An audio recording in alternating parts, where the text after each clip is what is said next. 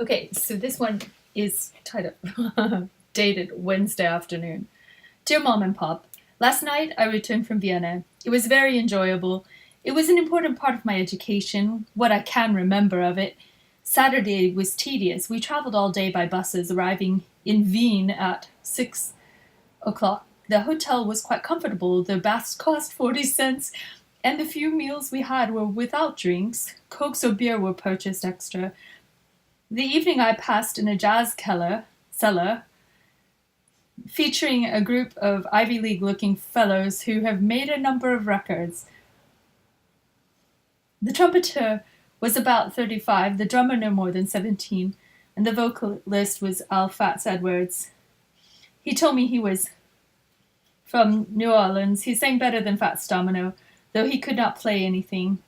With the group, he did numbers by such Viennese composers as Kern, Gershwin, Ellington, W.C. Handy. Since the cover was 25 cents, I returned the night following. Ferris Jones, whom I knew well in Arlington, plays the trumpet. I remember he and Bateman had jam sessions in the latter's living room. Anyhow, he talked his way onto the stage and shortly replaced the trumpet player, who reverted to the guitar. Ferris blew for some minutes and everyone danced. There must have been 200 to 300 persons in the place at the time, and they liked it. Sunday we did some sightseeing, saw the Habsburg summer cottage, 400 rooms, and I liked it so much I delayed the tour. We told the guide that Mr. Hohenstein, government teacher, was lost, so they searched for 20 minutes till it was learned that he was not even with us. One girl was stroking a hideous gilt picture frame and then put her hand in her pocket. She was shortly shaken down by an angry guard who was certain that she had broken off a souvenir. Sunday night I went to the opera, which I did not like very much. It was by Strauss, I think. Afterwards I returned to the aforesaid jazz club with Ferris and Killian and several others. We also visited a Spanish riding school Sunday to see a horsemanship exhibition. It was very impressive. Monday I went shopping with a West Virginia girl along Wien's Bond Street, Maria Hilferstrasse, and then visited two churches not on the tour.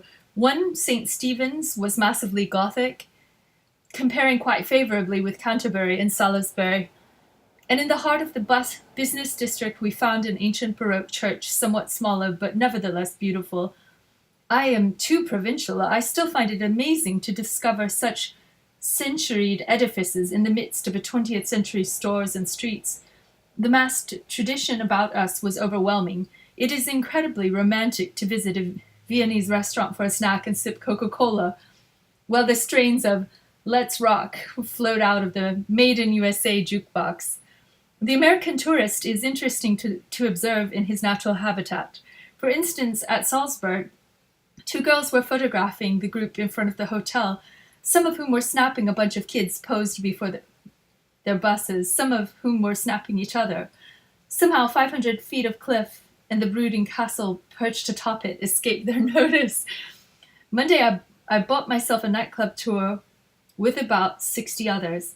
It was arranged by Dr. Whelan, psych teacher, who should see a psychiatrist. He and the government teacher enjoyed themselves, period. So did we all, since the above-mentioned girl abstained at most of the places. Hansler Tours got us free drinks in each restaurant. So all the more for me.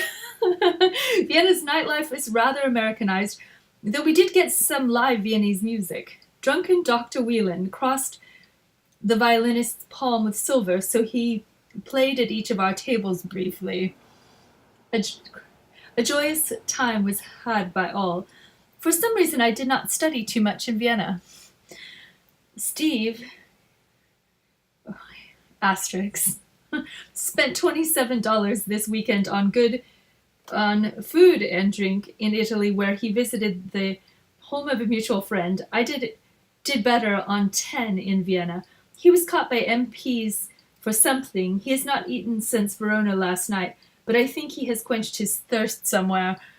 We are both glad that there are no classes today. Excuse this typing and the general incoherence of this letter. I probably study too much. Love, Steve. He types Steve and then signs Steve. And then it appears he also has a friend named Steve. with the asterisk saying, "He staggered in at 10:30 this morning.